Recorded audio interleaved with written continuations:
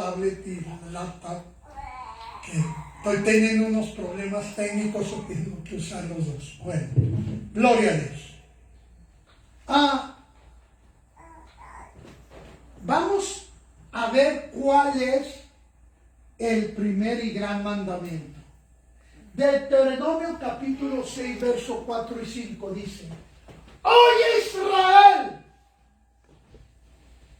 Jehová nuestro Dios, Jehová uno es. ¿Qué está diciendo Dios? ¿Quién es Israel? Nosotros. Nosotros. No me malinterprete, estamos conscientes del Israel natural, del Israel que son la arena. ¿Se acuerdan cuando Dios le dijo a Abraham: puedes contar la arena, así será tu descendencia? Y también le dijo: puedes contar la estrella, así será tu descendencia. Le habló de dos pueblos, el Israel natural y el Israel en espíritu. Tú y yo, que hemos sido lavados con la sangre de Jesús, somos el Israel en el espíritu. Fíjate lo que dice: oye Israel, oye tabernáculo de Abba, Jehová nuestro Dios, Jehová uno es. Amén, amén. Y luego habla esto: llamarás a Jehová tu Dios de todo tu corazón y de toda tu alma y con todas tus fuerzas. ¿Cuál es entonces de estos dos el primer mandamiento? Jehová nuestro Dios uno es. Jehová nuestro Dios uno es. Amén, amén. Ese es el primer y gran mandamiento. Sin ese no pasa este. Este sale de este. Y ahorita vamos a entender qué significa esto. Ahora, quiero que entendamos algo.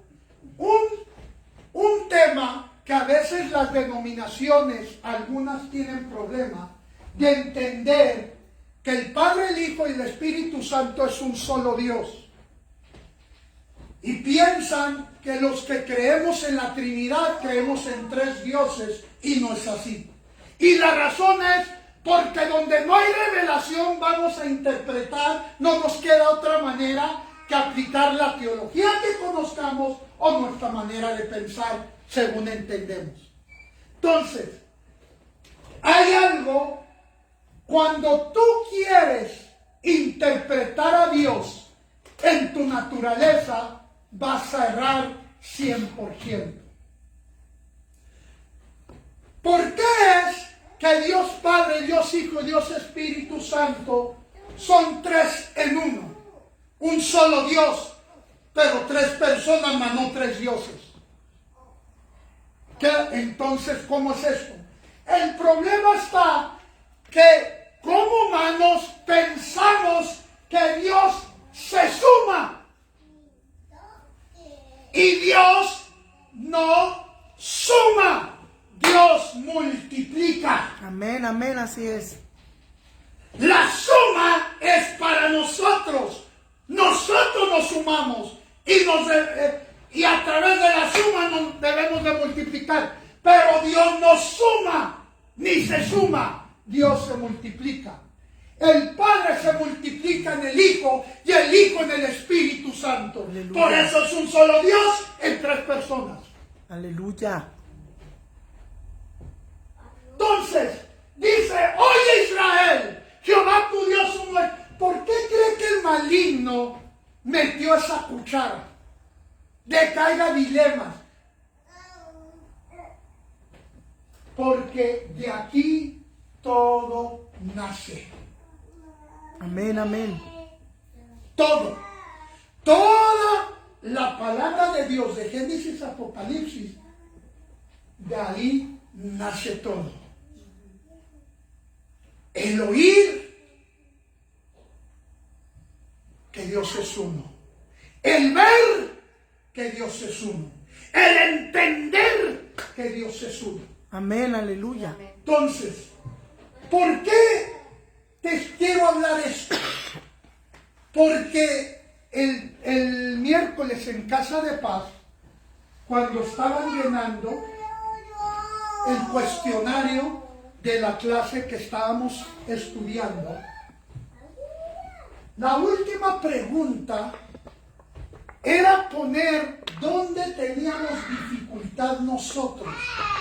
Y ahí el Espíritu Santo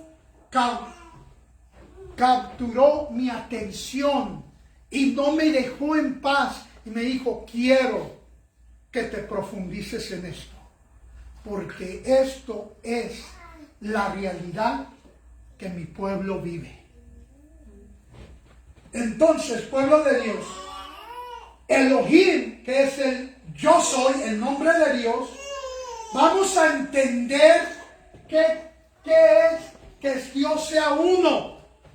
Vamos a entender cómo está diseñado todo. Fíjense bien, Dios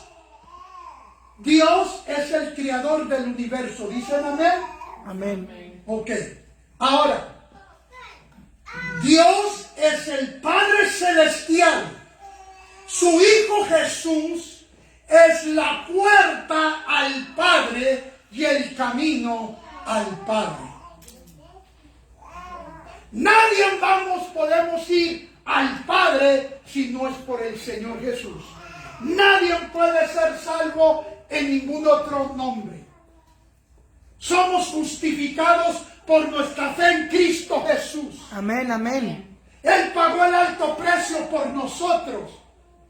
¿Pero por qué pagó el alto precio? Para dirigirnos al Padre, para abrirnos la puerta al Padre, porque estábamos alejados del Padre por la caída de Adán.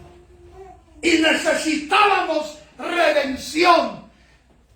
Y por medio de esa redención íbamos a ser reconciliados con el Padre.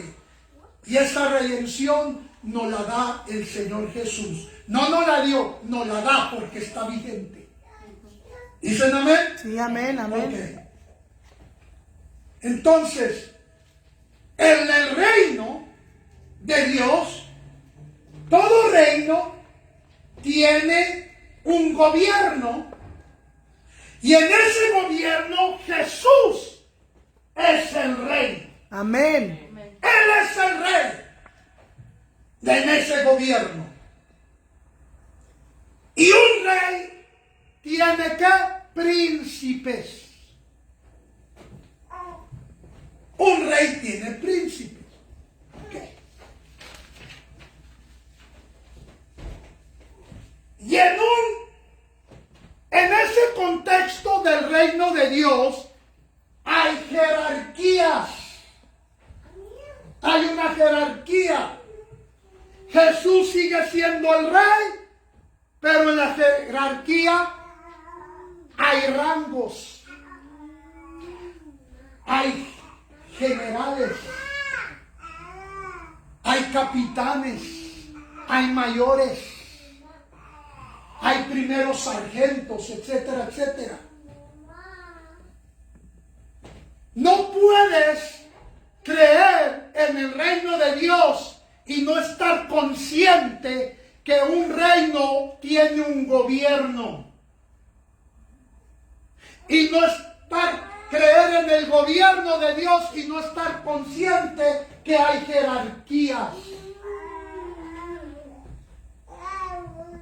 Ese es el contexto del reino de Dios. Ahora, en el contexto del diseño de Dios está el Padre Celestial, el Padre terrenal y el Padre espiritual. Nadie toma el lugar del Padre Celestial. El maligno, antes de ser apagado, lo quiso hacer y ya saben lo que le pasó. Y conocemos su futuro, lo que le espera. Amén. Dios, en su diseño del reino, puso al hombre a ser el Padre terrenal. En Génesis, que es la genética de todo el diseño de Dios, cuando crea la humanidad, al primer ser humano, ¿qué le dice? Multiplíquense. Amén. ¿Verdad que no dice súmense? Multiplíquense.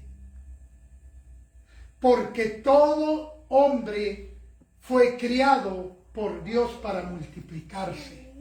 Por eso es que el hombre carga la semilla, no la mujer. Entonces, luego nos dio padres espirituales, que ahí muchos no están de acuerdo. Padre espiritual es, recuerdo cuando el Señor nos estaba hablando de esta tercera iglesia. Las instrucciones fueron muy claras. Quiero que seas un padre y un pastor solamente. En ese entonces no lo entendí de todo, pero nadie sabía que esas eran las instrucciones que el Señor me había dado.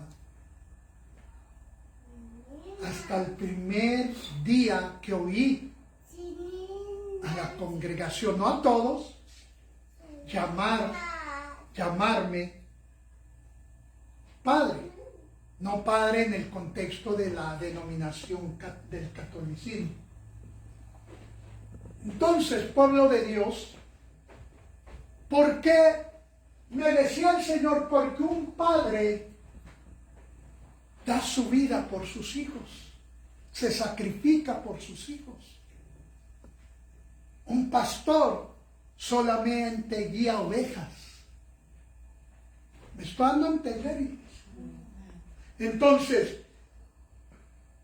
en el diseño de Dios está el Padre Celestial, nuestro Creador, Dios. Nadie puede ocupar ese lugar, ni que se atreva ningún ser humano. Al Padre terrenal, el que nos engendró, que debemos honrar, haya sido bueno o malo. Sí, amén. Y está el Padre espiritual, el que te cobija en el espíritu y ve por ti. Y en ese diseño, de ahí nace el diseño de la familia. El diseño de la familia es un equipo. Al cada hombre que Dios crió, le dio un equipo con su familia. El esposo la cabeza, la mujer su ayuda idónea y los hijos el fruto de ese amor. Y el matrimonio es como se multiplica.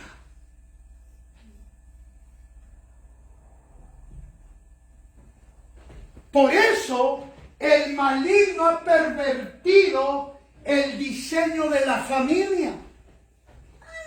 Hay muchas parejas sin casarse, engendrando hijos, para que no haya legalidad en el espíritu y el maligno tenga acceso.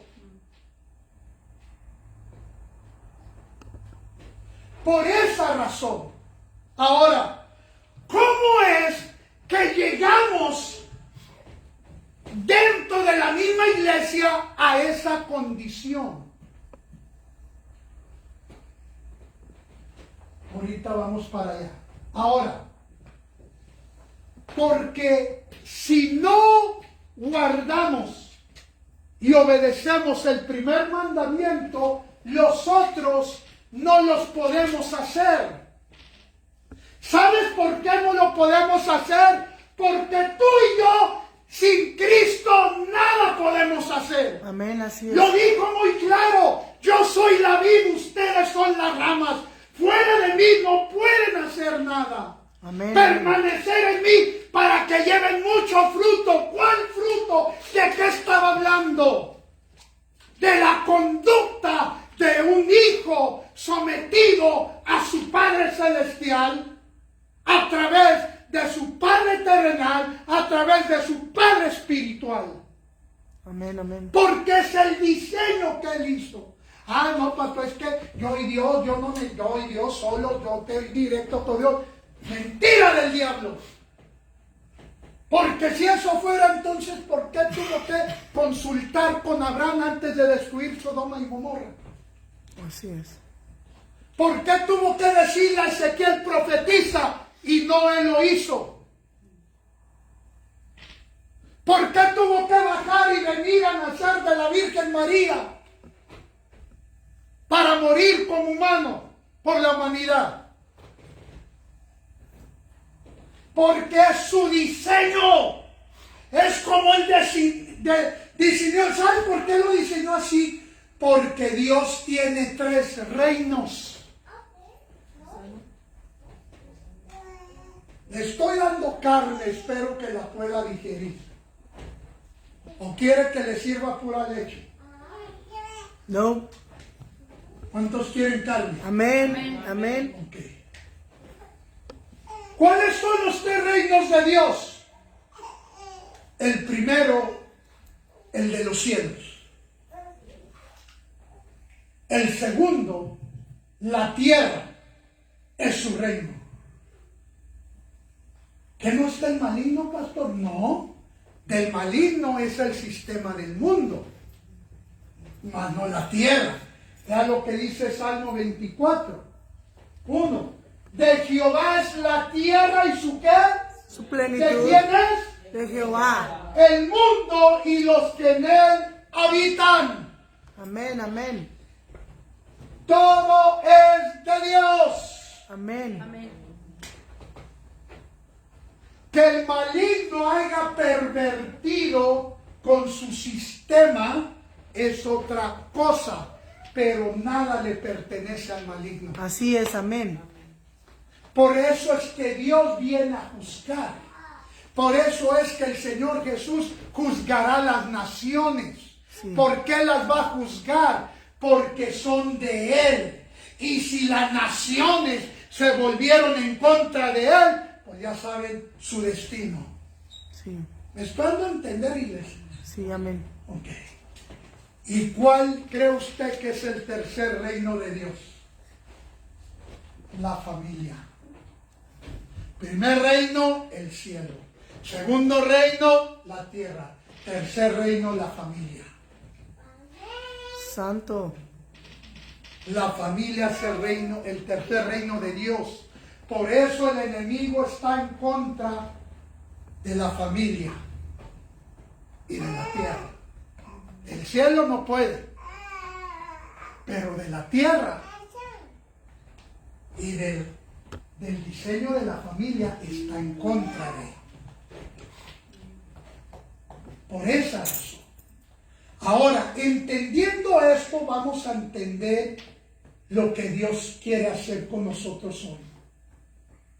Primera de Juan, capítulo 3:8 dice: el que practica el pecado es del diablo, porque el diablo peca desde el principio. Para esto apareció el Hijo de Dios, para deshacer las obras del diablo. Amén. Esto quiere decir que el diablo ha hecho obras aquí en la tierra. Así es. Eso quiere decir que el diablo ha hecho obras en la familia. Y para eso vino el Hijo de Dios, nuestro Salvador, nuestro Rey y Señor Jesús. Para eso apareció, para deshacer esas obras Amén, amén. y regresarnos al origen. Entonces, pueblo de Dios, ¿cómo es que Él que ha hecho esas obras? Por esta razón. Vámonos al centro de nuestra atención. Proverbios 23:26 dice el Señor: dame, hijo mío, tu corazón y miren tus ojos por mis caminos. Nótese que dice primero: dame tu corazón, y luego miren tus ojos por mis caminos.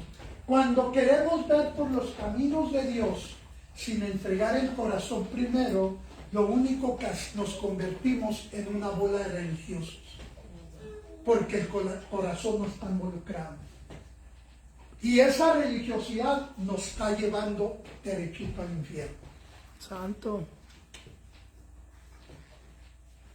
Lo único que Dios pide es el corazón. ¿Por qué? ¿Por qué el corazón es lo único que Dios nos pide? ¿Por qué es tan importante para Él? Porque el corazón es el centro de nuestro espíritu, alma y cuerpo. Aleluya. Y nuestra alma, iglesia, que se compone de mente, de emociones y voluntad, es lo que está en juego. Amén. Es lo que el maligno ha querido pervertir, cautivar, meter a la cárcel y enchuecar. ¿Qué quiere decir esto? Que donde Él hace sus obras es hacia la mente, hacia nuestras emociones, hacia nuestra voluntad. Porque tu voluntad es manifestación de tu manera de pensar. Y tu manera de pensar manifiesta emociones. Y tus emociones reflejan la condición de tu corazón. Así de simple y sencillo. Entonces, pueblo de Dios, Proverbios 4:23 dice, sobre toda cosa guardada, guarda tu corazón porque Él determina el rumbo de tu vida. Nótese que Dios es específico, dice, sobre todas las cosas, tu corazón es lo más importante. Así es, amén. Porque tu corazón determina tu vida. Amén, amén. Tú no puedes vivir diferente a tu corazón. Como vives es tu corazón. Como te emocionas es tu corazón. Como piensas es tu corazón. Como actúas es tu corazón. Tu conducta es tu corazón.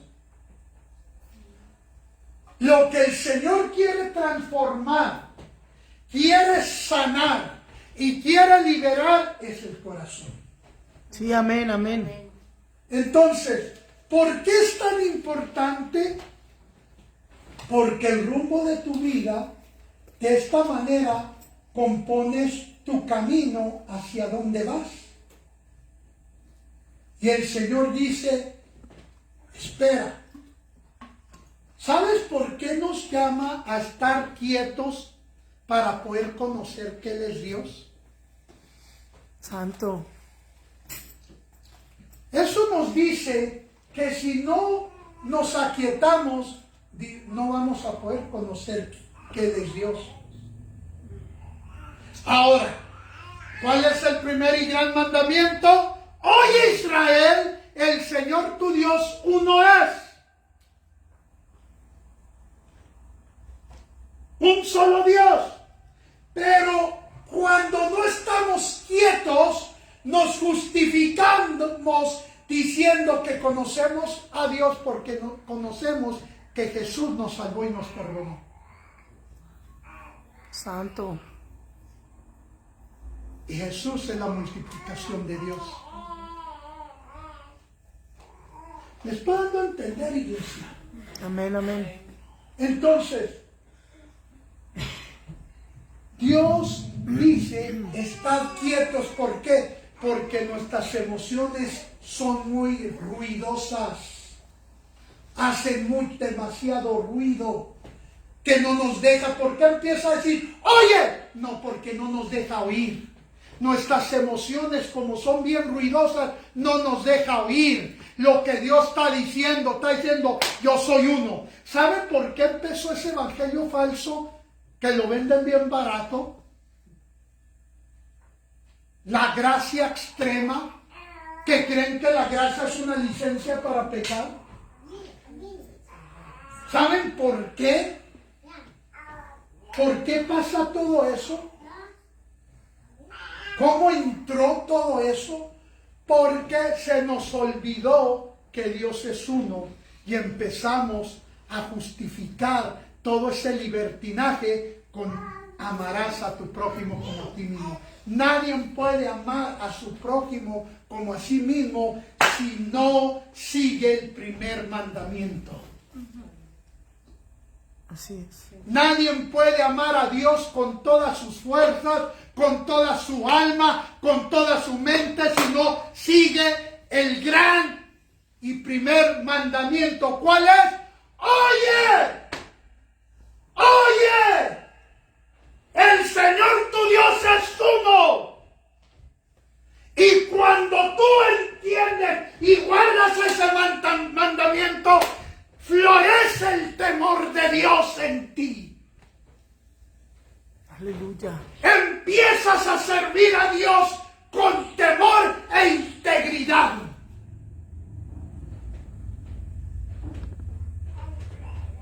Se activa su santidad en ti. Aleluya. Nace el hambre por su santidad.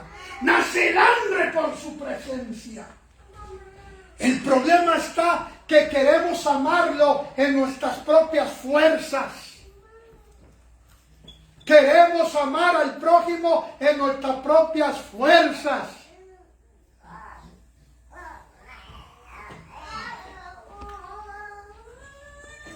Entonces, pueblo de Dios,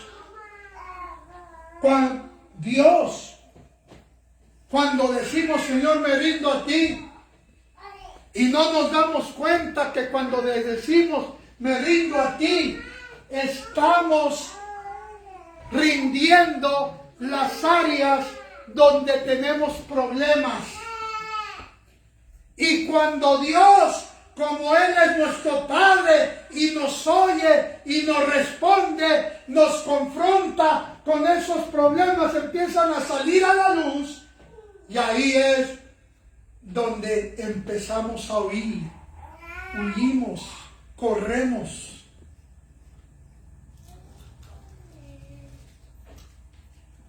Y el Señor hoy dice, deja de huir,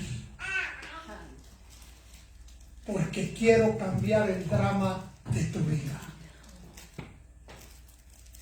¿Sabe que la gente más dramática que yo he conocido es el cristiano?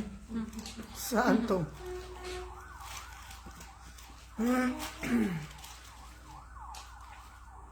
¿Por qué se enoja cuando es confrontado? Por el drama de su corazón.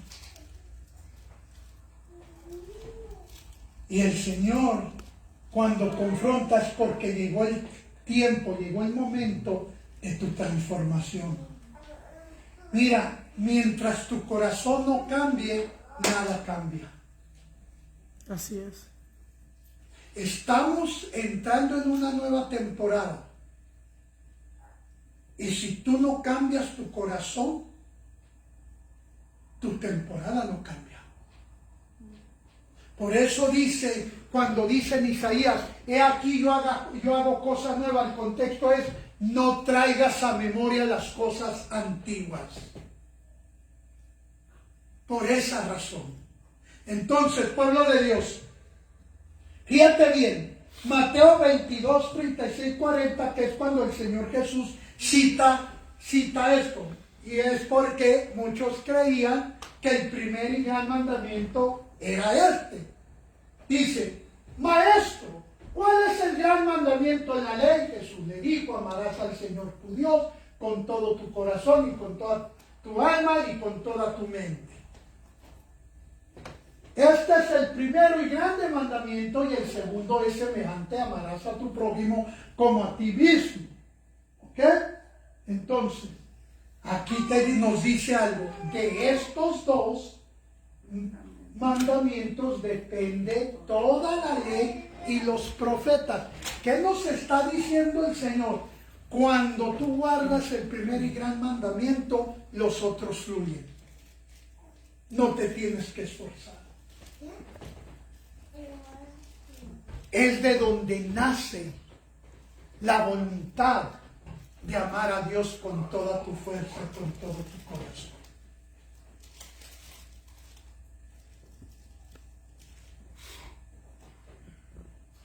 Pero si no guardas ese primer mandamiento, por mucho que te esfuerces, ¿por qué crees que todo el tiempo estás batallando cuando se trata de poner a Dios primero? Quizá en algunas áreas lo pones, pero en otras dos, pero te tengo que hablar la verdad. Cuando tú pones entre comillas a Dios primero en unas áreas y en otras no, tú no estás poniendo a Dios primero ni en esas áreas que tú crees que lo estás poniendo primero. Porque con Dios es todo o nada. No es unas partes sí y otras no. O es todo o es nada. Por eso dice, oye Israel, el Señor tu Dios es uno. O me sirves completo o no me sirves. Porque de la otra manera nos pone en la calificación del tibio. ¿Me estoy dando a entender, iglesia? Entonces, pueblo de Dios, y aquí es donde quería llegar. Ya entendiendo esto, vamos a poder ver esto con más claridad. La falta de la paternidad, lo que ocasiona los problemas con relación. Ok, fíjate bien. El primer y gran mandamiento, ¿cuál es? Oye, oh Israel, el Señor tu Dios uno es. Y de ahí salen, amarás al Señor tu Dios con todas tus fuerzas, con toda tu alma, con todo tu corazón. ¿Amén? Y luego sale el siguiente. Amarás a tu prójimo como a ti mismo. ¿Quién es su prójimo, iglesia? Voltea a ver alrededor. Todas esas personas que ven son su prójimo. Cuando sale y ve gente afuera, ese es su prójimo. Cuando pasa por la sentada y ve todos esos hombres drogadictos, esos son sus prójimos. Pues no tengo problema, pastor, con amar a los hermanos, a mis hermanos de la congregación, pero no invente, pastor, huelen feo y que esto, y los de allá afuera, los frescos de acá y para él, siguen siendo tu prójimo. Sí, amén. ¿Están amén? Ok. Amén. ¿Cuál es entonces el problema que no los podemos amar? Por la falta de paternidad. Recuerden que el tercer reino de Dios es la familia. Y recuerden que en el reino de Dios está el diseño del Padre Celestial, que Él es el Padre terrenal, que en esta época está muy ausente, y el Padre espiritual, que también está muy ausente. Entonces, esto provoca en nosotros una formación de maldad que nos provoca problemas con relacionarnos con los demás. La número uno, si hubo falta de paternidad, hay falta de identidad. Y como hay falta de identidad, hay inferioridad. Y hay un espíritu inmundo que tiene esa asignación. Y si hay inferioridad, hay rechazo. Otro espíritu inmundo. Y si hay rechazo, hay inseguridad. Otro espíritu inmundo. Y si hay inseguridad, hay culpa. Y si hay culpa, hay timidez. Y si hay timidez, no hay de nuevo, no hay osadía. Y esto se ha generado a través que fuimos formados y hubo falta de paternidad.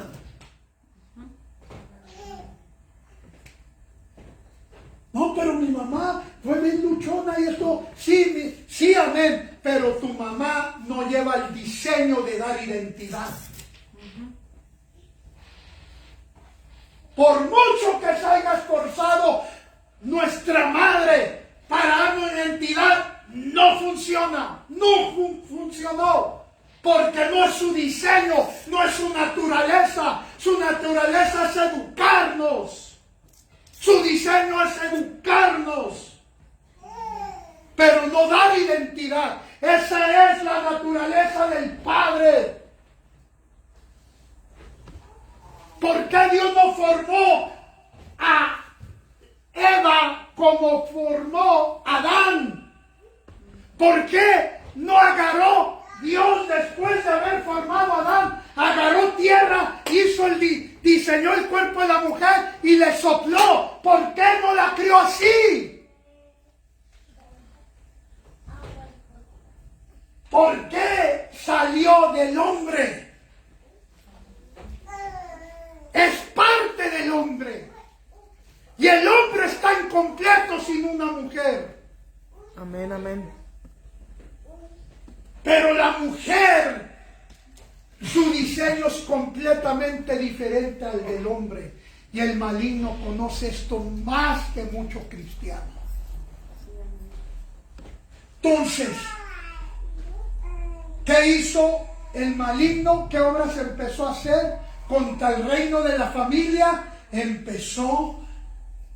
Creó un plan para que el padre estuviera ausente de una manera u otra,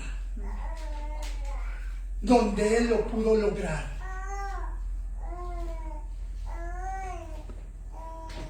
En mi caso, iglesia, yo jamás conocí a mi padre biológico. Sé quién fue por fotos y porque mis hermanos mayores me llegaron a platicar lo que ellos recuerdan de él antes que se separara de mi mamá.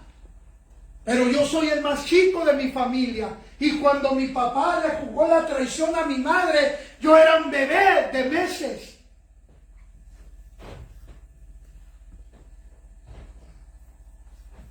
Yo jamás lo conocí. Pero cuando yo empecé a crecer, mi madre se casó con el hombre que yo reconocí como mi padre. Aunque era gringo. Gringo de veras. Y con él crecí. Pero mis hermanos mayores venían diciendo papá. Ese no es su papá. Su papá está allá en Durango. Ese gringo no es su papá.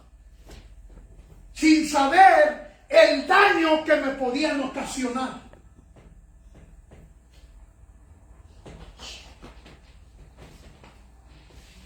Y cuando entré a la escuela, que nos ponen que dibujemos a la familia, pongamos el nombre de nuestro papá, pues como mi papá era gringo, yo puse Porter Chadwick. Ese era el nombre de mi papá. ¿Qué pusiste? No, pues así se llama. Entonces, por un lado tengo lo que quieren crear confusión en el hogar mis hermanos mayores, que diciéndome que ese no es mi papá. Por otro lado, la maestra en la escuela diciéndome que cómo que ese va a ser mi papá. Si yo me apellido Barrantes, etcétera. Bueno, total. Para hacer la historia larga corta, el maligno tenía un plan bien forjado para confundirme. O sea, estaba forjando la ausencia de mi padre, de la imagen paterna. Pero gloria a Dios por mi madre, que me dejó el más grande legado que una madre puede dejar, el seguir a Jesús. Amén, amén. Y yo fui llorando al Señor y le dije, yo era un niño pequeño, de primer año de primaria. Y llorando le dije al Señor, Señor, ¿por qué yo no puedo tener un papá normal como todos los otros niños? Y ahí mi Padre Celestial se me reveló como mi Abba. Por eso nos llamamos Tabernáculo de Agua. Ahí Él me dijo, yo soy tu papá. Jamás estarás huérfano. Y crecí con esa identidad. Y le falló el plan al maligno de quererme confundir. Aleluya. Porque ¿cómo puede confundir la paternidad celestial? Aleluya. Ahí no puede. Amén. Y tengo mi identidad bien identificada. Pregúnteselo a mi esposa.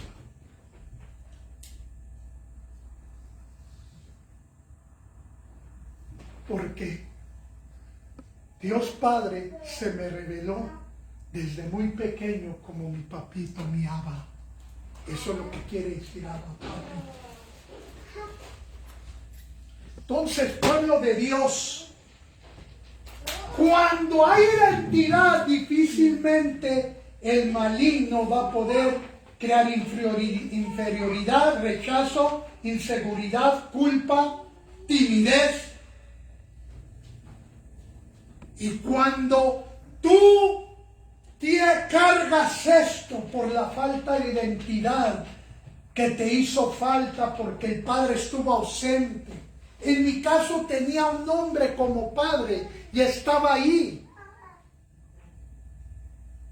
¿Qué es lo que le quiero decir? Que a veces el papá sí está ahí físicamente, pero está ausente moralmente en su responsabilidad como padre. Entonces, pueblo de Dios, cuando esto hay inferioridad, rechazo, inseguridad, culpa, timidez, eso es lo que hay en tu corazón y por eso te cuesta trabajo con relacionarte con cierto tipo de gente. Por esa razón, te cuesta trabajo de cumplir el amar a tu prójimo como a ti mismo. Santo. Entonces no puedes hacerlo solo, no lo podemos hacer solo. Solamente por medio de Cristo. Y mira lo que dice Lucas, capítulo 11, 21, 23. Oh, ¿cómo es esta palabra? Dice, cuando el hombre fuerte armado guarda su palacio, en paz está lo que posee. Pero cuando viene otro más fuerte que él y le vence, le quita todas sus armas. ¿Qué le quita? Todas sus armas. Que confiaba y reparte el botín. Que, fíjate el término que el Señor Jesús usa aquí. Hombre fuerte. Efesios 4, el apóstol Pablo nos escribe que nos despojemos del viejo hombre y renovemos el espíritu de nuestra mente. ¿Se acuerdan? Sí, amén. Ok. Y aquí el Señor dice el hombre fuerte. Vamos a entenderlo en este contexto. ¿Quién es ese hombre fuerte? ¿Y cuáles son sus armas? Ese hombre fuerte es lo que está entronado en esa fortaleza. ¿Y sabes cuáles son sus armas? La falta de identidad, la inferioridad, el rechazo, la inseguridad, la culpa, la timidez. Esas son sus armas que él usa contigo. Hasta que alguien dice, alguien más fuerte que él, se las quita. ¿Quién es él? Señor Jesús. Pero ¿cómo crees que entra?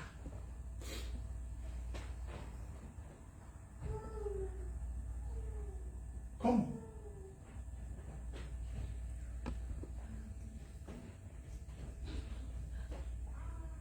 ¿Cómo entra?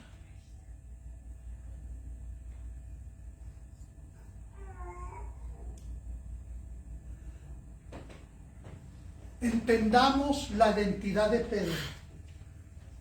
Cuando el Señor Jesús llamó a Pedro, le llama por su nombre de pila, Simón. hijo de Jonás. El viejo hombre. Cuando el Señor Jesús lo llama, le cambia el nombre. Le pone Pedro, se lo cambia a Pedro. Cuando Pedro niega al Señor Jesús,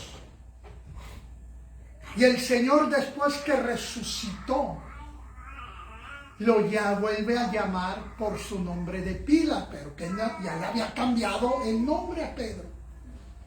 ¿Qué pasó?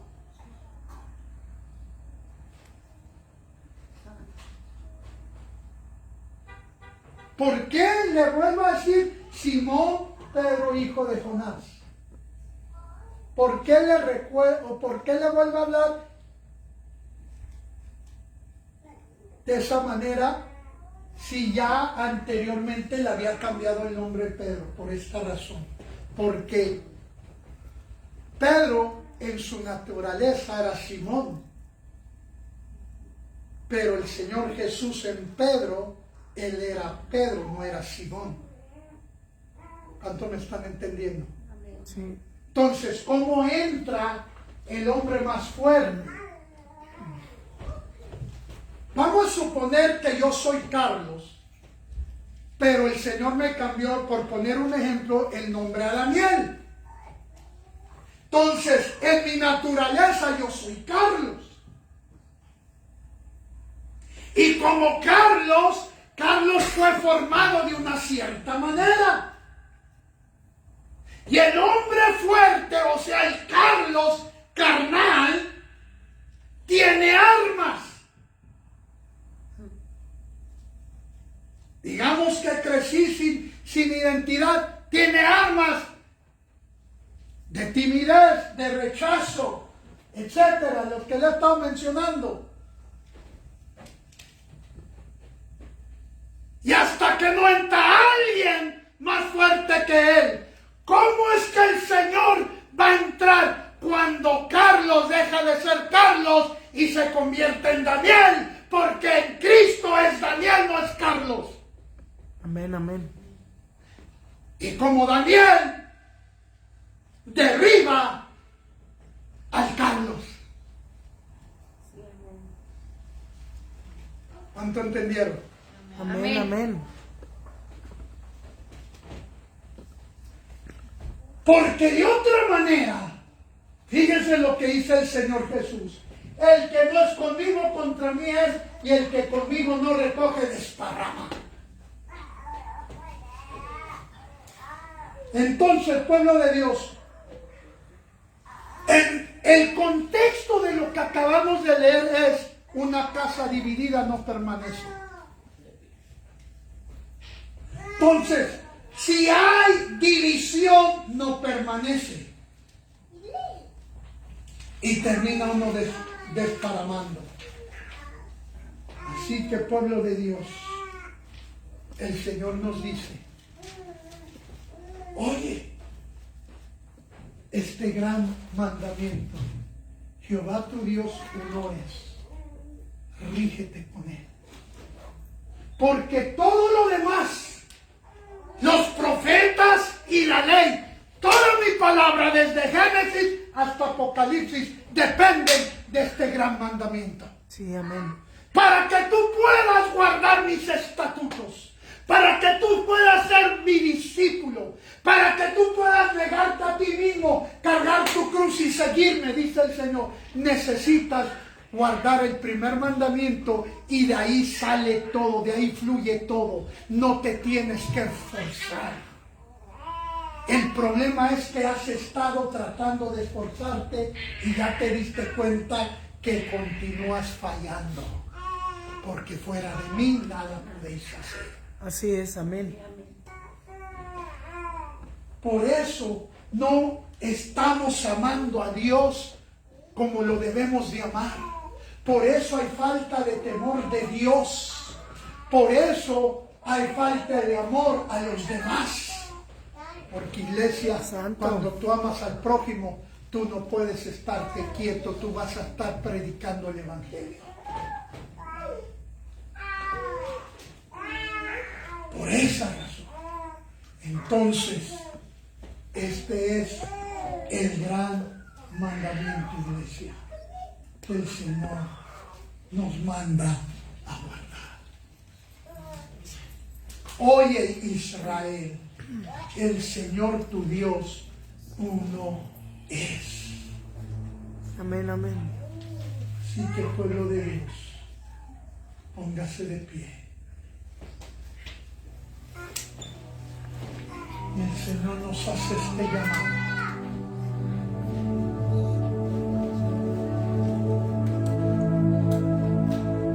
Yo te voy a pedir, si tú has reconocido que en ti hay falta de identidad,